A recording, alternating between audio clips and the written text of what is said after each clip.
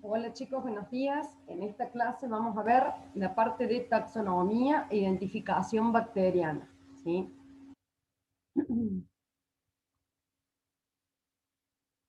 ¿A qué nos referimos cuando hablamos de taxonomía? Bueno, justamente es la ciencia de la clasificación, ¿sí? Esta taxonomía nos va a agrupar a los microorganismos de acuerdo a las características fenotípicas y o genotípicas, ¿sí?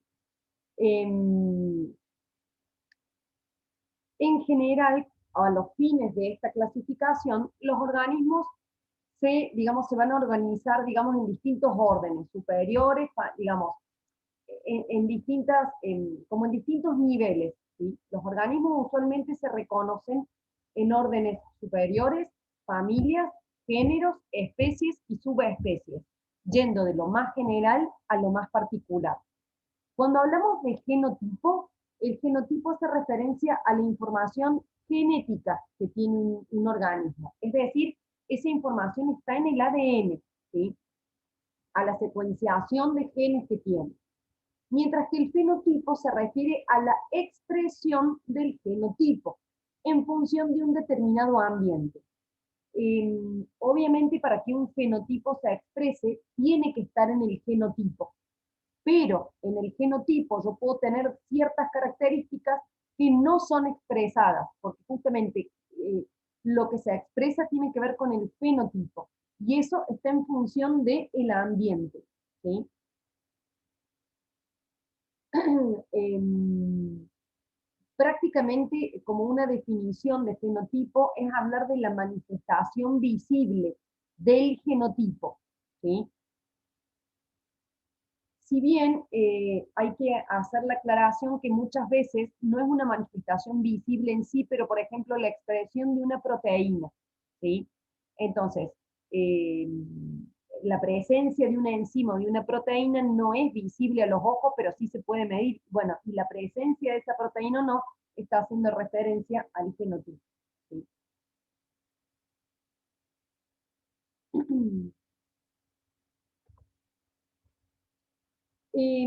Cuando hablamos de la taxonomía, tenemos que tener en cuenta la clasificación, la nomenclatura y la identificación, ¿sí? Estas tres cuestiones están incluidas dentro de esta taxonomía que vamos a ver. Cuando hablamos de clasificación es ir organizando, digamos, a los microorganismos en distintos grupos. Cuando hablamos de nomenclatura es asignarle un nombre específico de acuerdo a los grupos taxonómicos, ¿sí? Y cuando hablamos de identificación, esta identificación es justamente la parte práctica de la taxonomía, ¿sí? Esto nos va a permitir organizar y determinar qué tipo de microorganismo o qué tipo de grupo de microorganismos podemos tener presente. Y para ello va a haber ciertas pruebas de identificación, que es lo que vamos a ver al final de esta clase.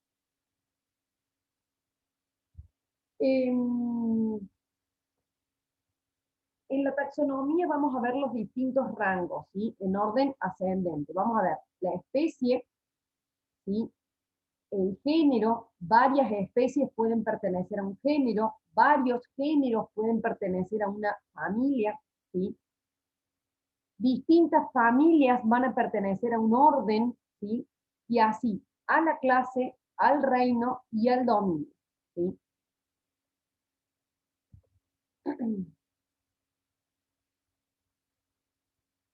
¿Qué características se aplican en la taxonomía? Bueno, podemos hablar de características morfológicas, es decir, cuando yo las clasifico, ¿en base a qué las clasifico? Bueno, lo puedo clasificar en base a la morfología, ¿sí? De acuerdo al formato de la célula, al tamaño, a la tinción. Cuando nosotros hablamos de que un microorganismo es gram positivo, gram negativo, estamos teniendo en cuenta una tinción, ¿sí?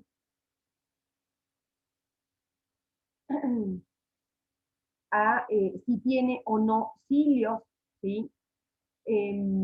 Al mecanismo de movilidad que tengan, ¿sí? A las inclusiones, al color, estamos. En el caso de las fisiológicas y metabólicas, podemos tener en cuenta las fuentes de carbono y nitrógeno, el tipo nutricional, ¿sí? La tolerancia osmótica, el pH, cómo crecen, si crecen en presencia de oxígeno o no, si producen pigmentos o no, ¿sí? Cuando hablamos de ecológicas, hablamos de cómo se desarrolla su ciclo vital, si tiene relaciones simbióticas o no, qué tan patógena es, ¿sí? Y en el caso de las genéticas, hablamos de posibilidades de recombinación, ¿sí? O si tiene plásmidos o no, si tiene posibilidad de recombinarse o no, qué tipos de genes puede presentar o no. Bien, nosotros vamos a ver la nomenclatura, no se preocupen que no nos vamos a meter con mucho detalle, pero el sistema de, digamos, de nomenclatura es un sistema binomial, ¿sí? Es decir, que lo que se utiliza, vamos a ver dos nombres, el nombre se escribe en cursiva, ¿sí? O, digamos, cuando lo vemos escrito así como en esa letra itálica, ¿sí?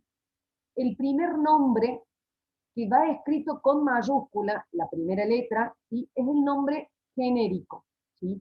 Y el segundo, que va escrito todo en minúscula, es la especie. Si yo digo Echerichia coli, el género es Echerichia y la especie es coli. ¿Estamos? Y cuando uno abrevia, para poder abreviar el nombre, al nombre genérico se le pone la primera letra mayúscula. Entonces muchas veces decimos E. coli, ¿sí? Hablando de Echerichia coli. Bueno, acá les muestro para que vean el... Ah, me olvidé de decirles recién que al reino se le suele llamar filum o filo. El filo o reino o filum es lo mismo, ¿sí? Y acá vamos de lo más general a lo más particular. Entonces acá tienen un dominio, puede ser un dominio bacteria, a qué reino, a qué filo pertenece, es una proteobacteria, a qué clase pertenece, bueno, es una gamma proteobacteria, ¿sí? ¿A qué orden? Bueno, es el orden de las enterobacterias, ¿sí? ¿A qué familia? Bueno, dentro de las enterobacterias hay otras que también son enterobacterias. Y dentro de esta tenemos distintos géneros. Podemos hablar de una Shigella, de una Serratia, de una Salmonella, Klebsiella, de una Echerichia, en un género. Bueno, acá tomamos, por ejemplo, Shigella. Y dentro de Shigella tenemos distintas especies. No se asusten ni se preocupen con estos nombres porque no es que vayamos a pedirles estos nombres con todas estas características de dominio, filo, clase, o no. Es para que ustedes sepan cómo es, digamos, cuando uno tiene el nombre de una bacteria, uno puede buscar cuál es el género, cuál es la familia, a qué orden pertenece, pero no se los van a tener que aprender a estos, digamos, a las familias, al orden, no, ¿sí? Sí, nosotros nos vamos a manejar y vamos a ver algunos ejemplos y siempre las vamos a nombrar con género y especie, ¿sí? Bueno, acá les muestro más o menos lo mismo, el dominio, el filum o el reino, el orden, familia, género y especie, ¿sí? Acá, por ejemplo, bueno, era como muy complicado todo, entonces como una especie en sí puse solamente ese ejemplo, ¿sí? En el gráfico. El resto son todos géneros, ¿ven? Entonces acá aparece el género de los estreptococos, el género de los lactococos, el género de los aerococos, ¿sí?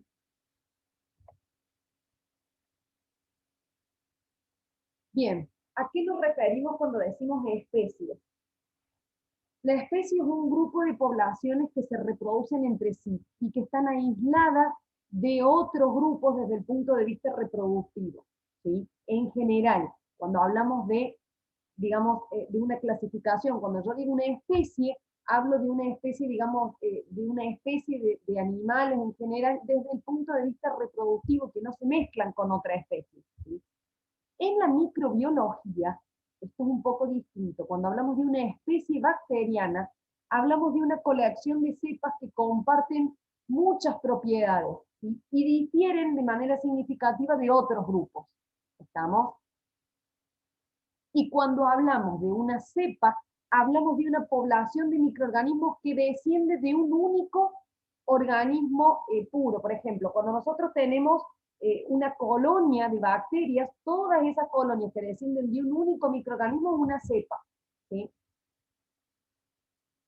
cada especie se asigna un género de acuerdo a la jerarquía, ¿sí? Entonces, el género va a ser el grupo que está definido por una o varias especies y que están claramente, digamos, tienen ciertas diferencias con otros géneros.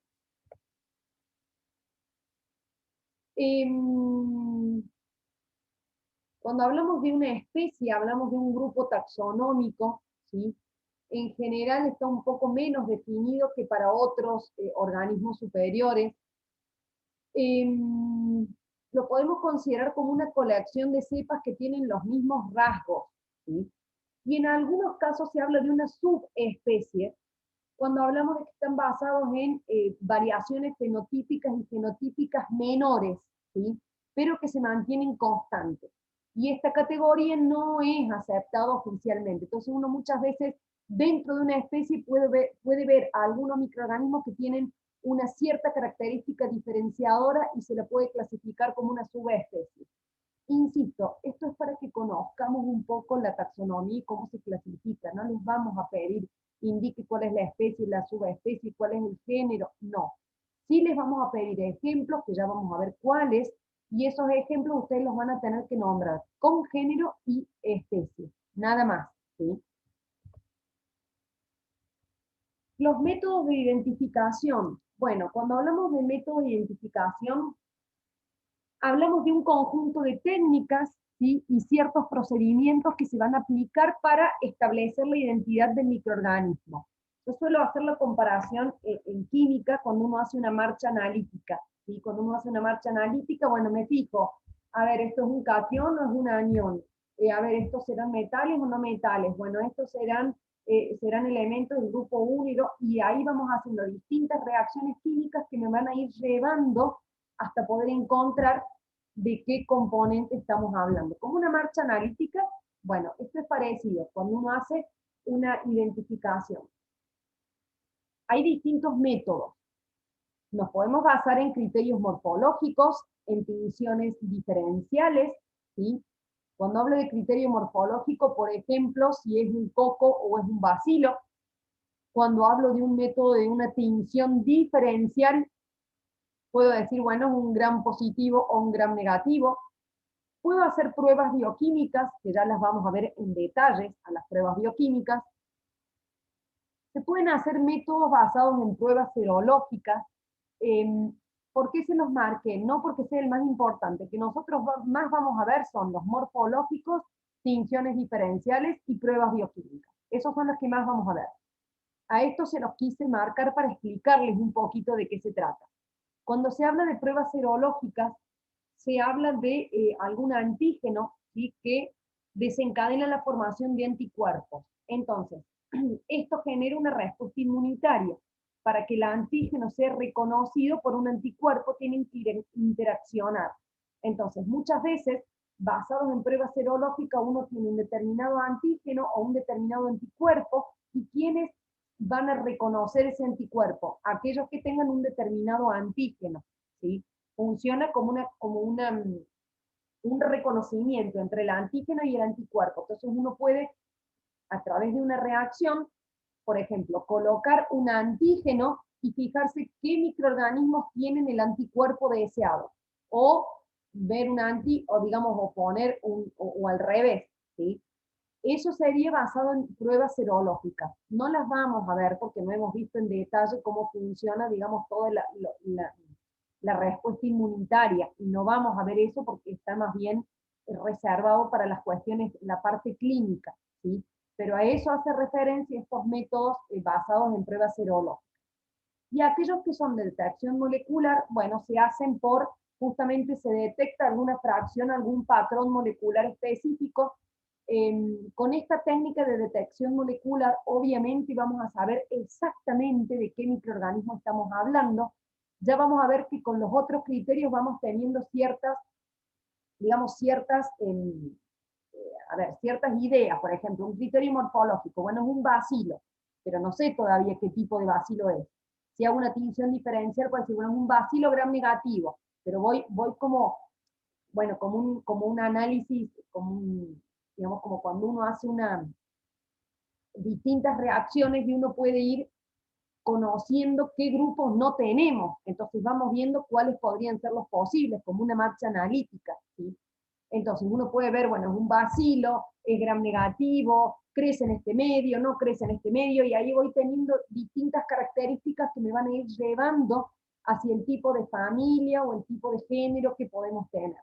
Muchas veces, si yo quiero saber exactamente qué tipo de microorganismo tengo, lo más seguro es hacer una detección molecular. Lo que pasa es que esos métodos son costosos, ¿sí? Y son, digamos, uno tiene que tener un laboratorio de una cierta complejidad, ¿sí? Como para poder hacer este tipo de determinaciones. Mientras que los criterios morfológicos, definición diferencial o pruebas bioquímicas son ensayos muy sencillos de hacer. Las pruebas serológicas también, porque vienen kit para hacerlos, ¿sí? Entonces es bastante sencillo dentro de todo. Algo importante, que no todos los microorganismos los vamos a identificar con las mismas técnicas, sino que vamos a ir combinando. Por eso yo les decía, les hacía la comparación con una marcha analítica. Uno va a ir realizando distintas pruebas y eso nos va a ir llevando al tipo de microorganismo que podemos tener. En general, ¿uno qué haría? Bueno, primero, si yo quiero reconocer, identificar exactamente algún tipo de microorganismo, tengo que asegurarme de tener un cultivo puro. Es lo primero, ¿sí? A partir de ahí puedo ver la morfología, ¿sí?, del tipo de colonia que tenemos y hacer una coloración de grano. Y a partir de ahí podemos visualizar propiedades antigénicas, que serían lo que yo les comentaba digamos, con anticuerpos, ciertas propiedades bioquímicas o ciertas características de crecimiento. Si nosotros miramos ciertas características genéticas dentro de lo que son patrones moleculares, ¿sí?, les cuento distintas análisis que se pueden hacer. Si uno analiza el ADN, uno puede estimar o calcular de alguna manera el porcentaje de los distintos. ¿Se acuerdan que el ADN estaban compuestos eh, por distintos componentes? Veíamos la citosina, ¿sí? Bueno, podemos ver qué porcentaje tenemos, ¿sí?, de guanina, citosina, ¿sí? Podemos ver hibridación y podemos ver estabilidad térmica. ¿Estamos? Cuando uno mira los porcentajes, lo que uno está haciendo es ver el tipo de nucleótidos o nucleósidos que tenemos. ¿Sí? ¿Se acuerdan que los vimos? Cuando uno hace una hibridación, lo que se hace es, de alguna manera, copiar, digamos, multiplicar el ADN para poder tener una determinada secuenciación. Y en el caso de la estabilidad térmica, muchas veces que el ADN tenga mayor o menor estabilidad térmica nos puede dar una idea o un determinado patrón, ¿sí? A esas no las vamos a ver, ¿sí? ¿Qué dificultades podemos tener en la identificación? Bueno, lo primero es asegurarse que estamos trabajando con un cultivo puro, ¿sí? Trabajar desde las categorías mayores, es decir, yo al comienzo no voy a hacer una prueba súper particular, sino que voy a ir haciendo grandes pruebas para ir cerrando, digamos, la idea de qué microorganismo puedo tener, ¿sí? Cuidado, que muchas veces en un laboratorio es importante tener en cuenta de que no uso indiscriminadamente todas las pruebas que yo quiero, porque es una cuestión de costos, ¿sí? Y lo que uno hace es comparar muchas veces con cepas que están puras, aisladas. Entonces uno compara el comportamiento de la cepa, digamos, en cuestión, con cepas puras que yo tengo aisladas como para comparar, ¿sí? ¿Qué pasa cuando no logro identificar? Bueno, primero lo primero que tiene que tener en cuenta es la pureza, ver qué tipo de pruebas se realizaron, controlar la metodología, ¿sí? Y ver si hemos analizado bien las claves y tablas como para ir siguiendo, digamos, el tipo de microorganismo en cuestión.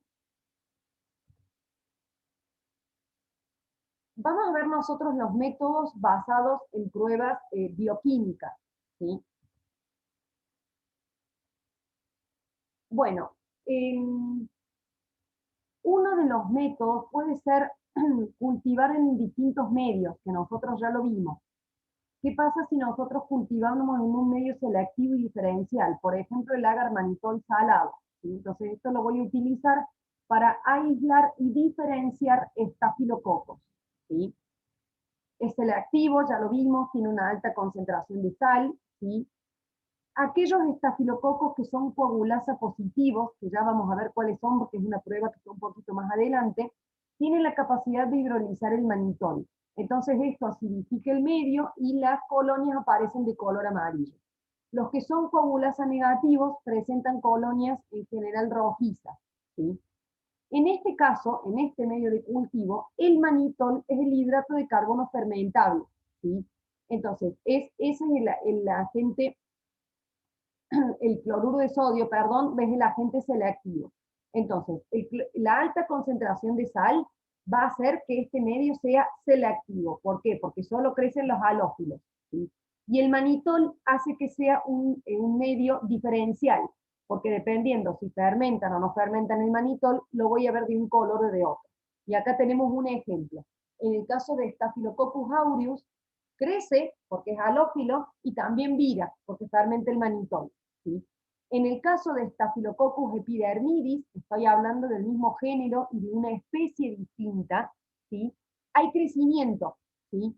Porque en general el género Staphylococcus es halófilo, entonces crece, pero este en particular no fermenta el manitol, entonces no vira. ¿Estamos? Tenemos otro que yo te los había mencionado también, que es el EMB olerin, ¿sí? En este caso también es selectivo y diferencial.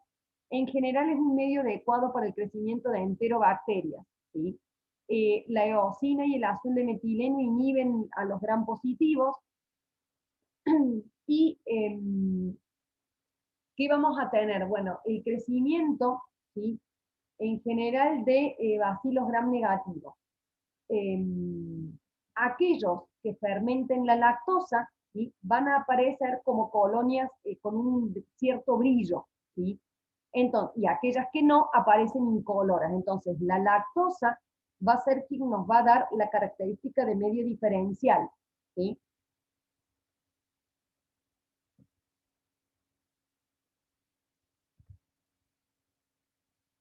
Bien, otro medio es el medio McConkey, ¿sí? Este se utiliza en general para aislar a bacilos gram negativos, y también nos permite diferenciar aquellos que utilizan o no la lactosa, ¿sí? Es bastante parecido al medio anterior, ¿sí? Es un medio selectivo y diferencial. Cuando se fermenta la lactosa disminuye el pH, ¿sí? Y esto va a generar el viraje del indicador. ¿Estamos?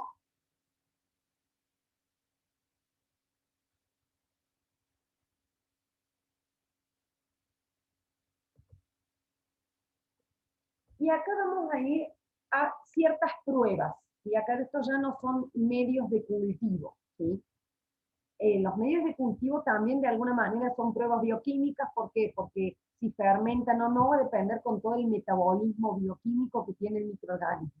Pero estas son pruebas. Esta prueba se llama la prueba de la bilis esculina.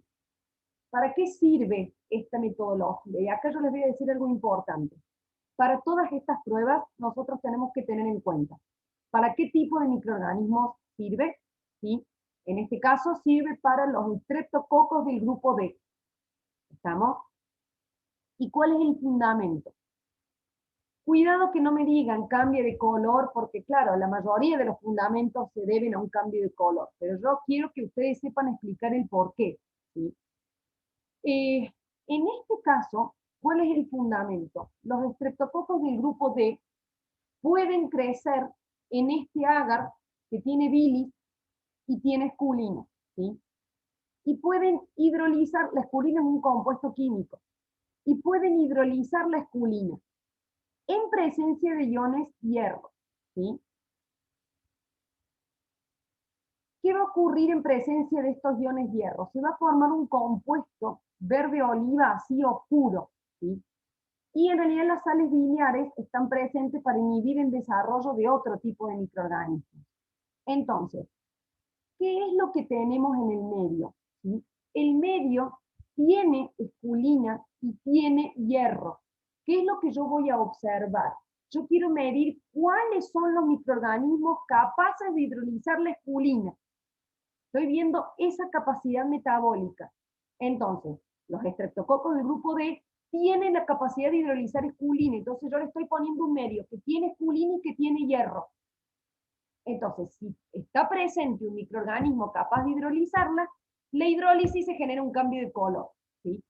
Ese es el fundamento, pero no me digan, bueno, si cambia de color es porque es positiva la prueba. Sí, todo cuando cambia de color la prueba es positiva.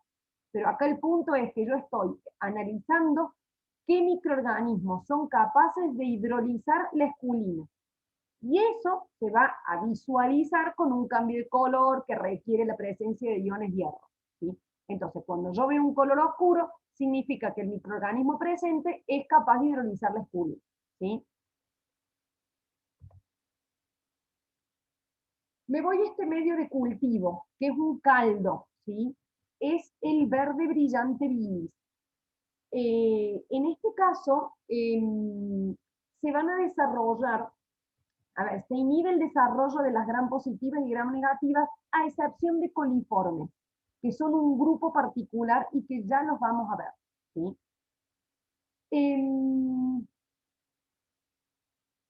¿Qué quiere decir? Que en este medio se van a desarrollar aquellos microorganismos que son coliformes, ¿sí?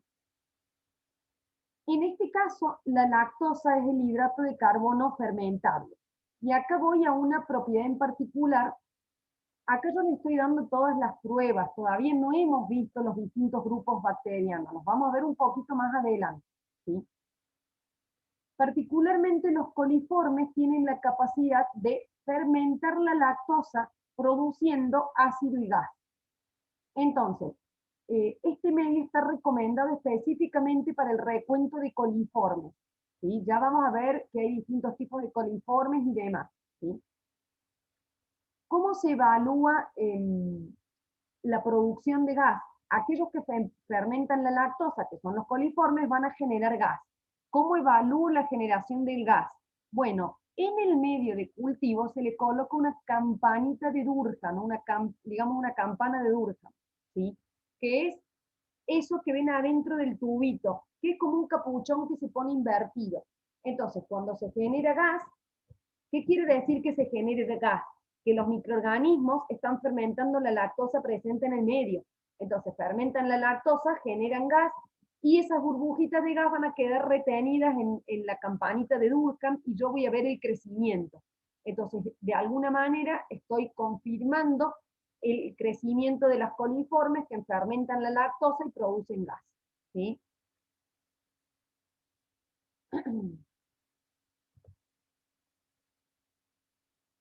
Otra prueba es la prueba de Camp, ¿sí? ¿De qué se trata esta prueba de Camp? Los estreptococos del grupo B, ya los vamos a ver en particular, son beta hemolíticos, ¿sí? Particularmente los estreptococos que son beta hemolíticos van a secretar el factor que se denomina CAM, por eso la prueba es CAM, ¿sí? ¿Qué particularidad tiene este factor? Este factor CAM interactúa con una beta-hemolicina que secreta una cepa particular de Staphylococcus aureus y lo que hace es aumentar la hemólisis. Vuelvo a repetir, ¿qué estoy ensayando yo? Si el microorganismo en cuestión tiene o no tiene el factor CAM, ¿sí? ¿Quiénes la tienen? Los estreptococos del grupo B, beta-hemolítico, ¿sí? Entonces, si el microorganismo que yo estoy ensayando tiene el factor CAM, este factor interactúa con la hemolicina de un estafilococo y eso hace que aumente la hemólisis del estafilococo. A lo mejor ahora con el procedimiento se interpreta un poco mejor. ¿Qué es lo que yo voy a hacer? Yo tengo una placa que se siembra con un medio de cultivo enriquecido con sangre, ¿sí? Voy a sembrar una cepa del Staphylococcus aureus. Cuidado, no estoy viendo el Staphylococcus aureus. El Staphylococcus aureus yo lo siembro en el medio y es esto que tenemos acá así, ¿sí? Así de manera vertical. Yo ya sé que hay ahí Staphylococcus aureus, ¿estamos? Entonces yo acá voy a sembrar el microorganismo en cuestión. Entonces, se ve esa punta de flecha. ¿Qué significa esa punta de flecha? Es que esta especie tiene el factor CAM y por eso incrementa la hemólisis del Staphylococcus aureus. ¿Sí? Fíjense esta otra cepa, también es hemolítica. ¿Cómo veo que es hemolítica? Porque me genera esa, digamos, esa decoloración en el medio. ¿Por qué me decolora? Y porque rompe los glóbulos rojos. Por eso es hemolítica. ¿Sí?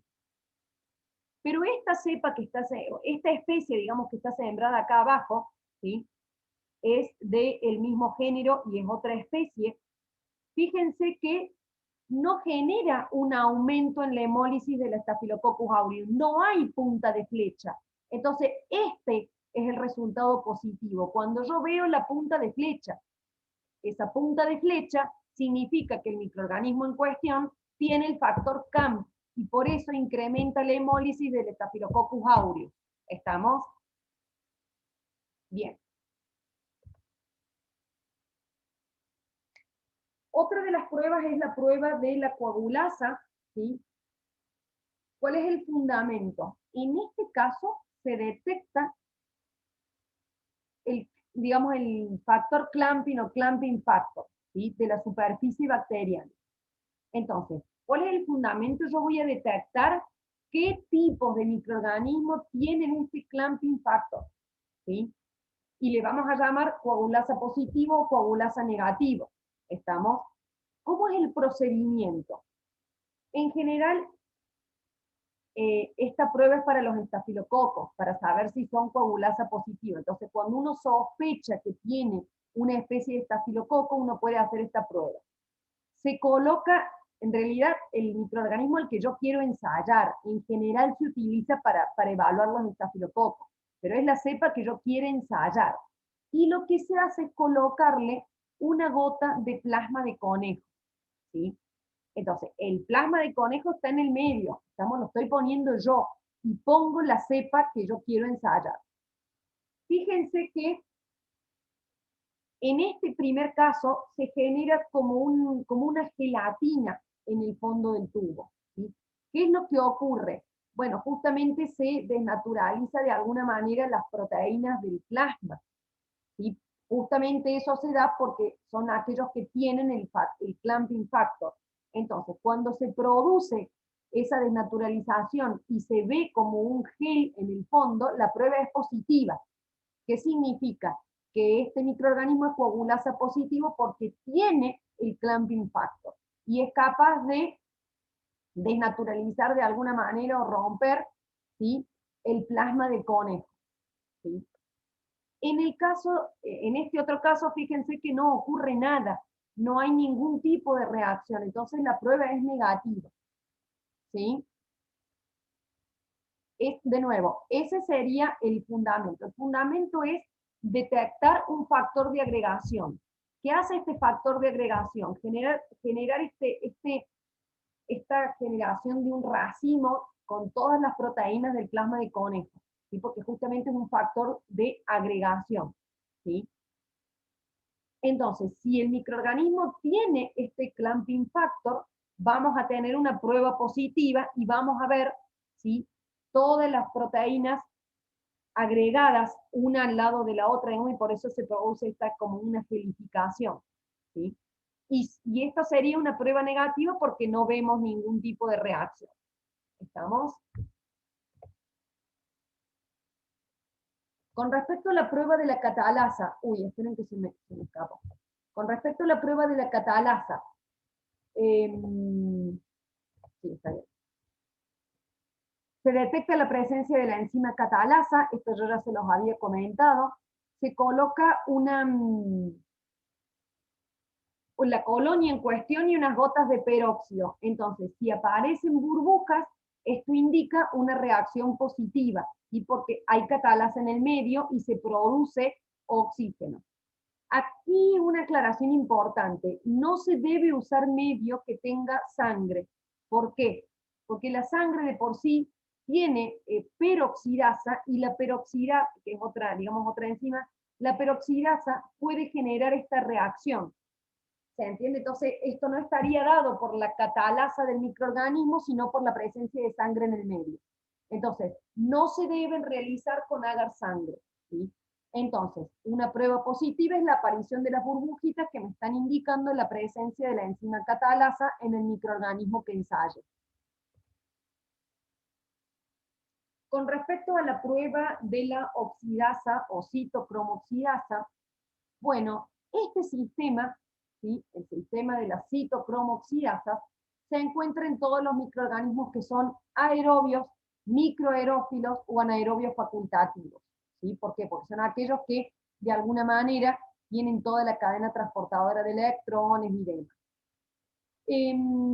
¿Qué es lo que se hace en este caso? En un tubo de vidrio se agrega un disquito, ¿sí?, un disco de papel que está impregnado, ¿sí?, con este sustrato, dimetil parafenildiamina, ¿sí?, fenilendiamina, perdón. Este es sustrato de la enzima oxidasa, ¿sí? Entonces, lo que yo estoy ensayando es si el microorganismo tiene o no tiene esta enzima oxidasa. Entonces, aquellos que producen esta enzima se va a evidenciar porque en presencia de oxígeno se va a oxidar el sustrato y esto va a aparecer de color fucsia. ¿Estamos? Cuidado con los cambios de color que, les repito, quiero que conozcan el fundamento. ¿Qué significa un positivo? Bueno, que el microorganismo tiene, ¿sí?, la enzima oxidasa. ¿Cómo la ensayo? Porque yo le estoy poniendo un disco que tiene el sustrato para esa enzima, ¿sí?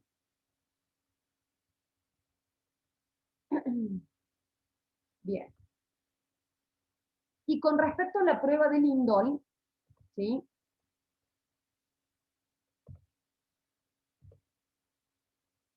Esperen que se me...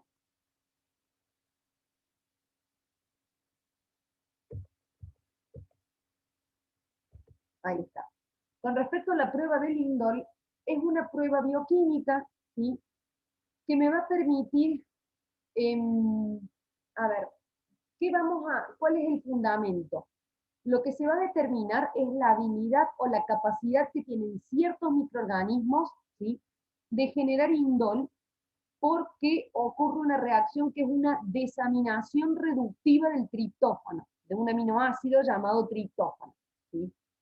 Esta reacción se cataliza por enzimas llamadas triptofanasas. Entonces, aquellos microorganismos que tengan estas enzimas triptofanasas van a ser capaces de generar la desaminación reductiva del triptófano, de romperlo de alguna manera, ¿sí?, de romper el triptófano. Cuando eso ocurre, se genera indol, y a su vez para detectar ese indol se utiliza un caldo, digamos, para detectar esta producción se utiliza un caldo con triptófano, porque yo tengo que tener triptófano en el medio para que la enzima pueda funcionar, ¿sí? Y la lectura se realiza con el reactivo de Kovac. ¿Por qué? Porque en realidad el indol que se produce reacciona con el reactivo de Kovac. Cuidado, yo no estoy analizando la producción de indol, ¿estamos? El reactivo de Kovac lo que hace es indicarme si se generó indol o no, y ahí me va a dar el positivo. Pero la generación de indol ocurre por la presencia de triptofanasa en el microorganismo, y eso es lo que yo estoy ensayando. Si el microorganismo tiene o no tiene triptofanasa. Si el microorganismo tiene triptofanasa, entonces esas triptofanasas van a romper el triptófano que yo le tengo que poner en el medio, ¿sí? Y cuando esos triptófanos se rompen, se libera indol, y el indol se lee de alguna manera porque reacciona con el reactivo de Kovac. ¿Se entiende? Entonces, el fundamento es estudiar la presencia de las triptofanasas en el microorganismo. ¿Estamos? Bueno, chicos, hasta acá llegamos con esta clase, ¿sí? Nos vemos nosotros en nuestra clase a través de Zoom. Nos vemos. Chau, chau.